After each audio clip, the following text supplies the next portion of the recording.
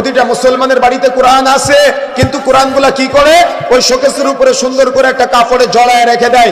এরা এদের সন্তানদেরকে কোরআন পড়ায় না। কোরআনের প্রভাব কিভাবে পড়বে আপনার সন্তানের উপরে বলেন? একটু আগে ভাই কথা বলছিল, সুন্দর কথা, যে আজকে যুব সমাজ ধ্বংসের অতল গহ্বরে নিমজ্জিত হচ্ছে কেন?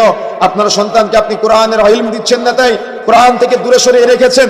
আপনার সন্তান কোরআন মাজিদ পড়তে পারে না।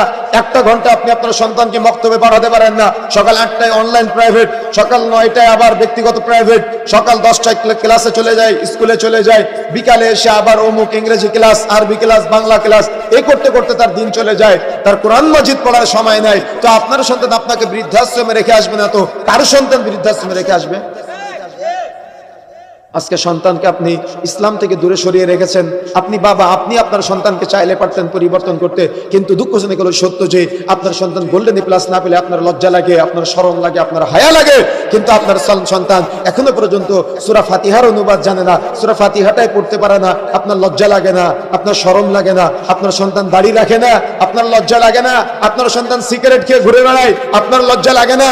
আপনার সন্তান সুদখোর, আর আপনি আপনার সন্তানকে নিয়ে গর্ব করেন, আপনার লজ্জা লাগে না? আপনার সন্তান ঘুষ খেয়ে ঘুরে বেড়ায় আর আপনি গর্ব করে বলেন আপনার লজ্জা লাগে না? তাহলে লজ্জা লাগবে কোথায়?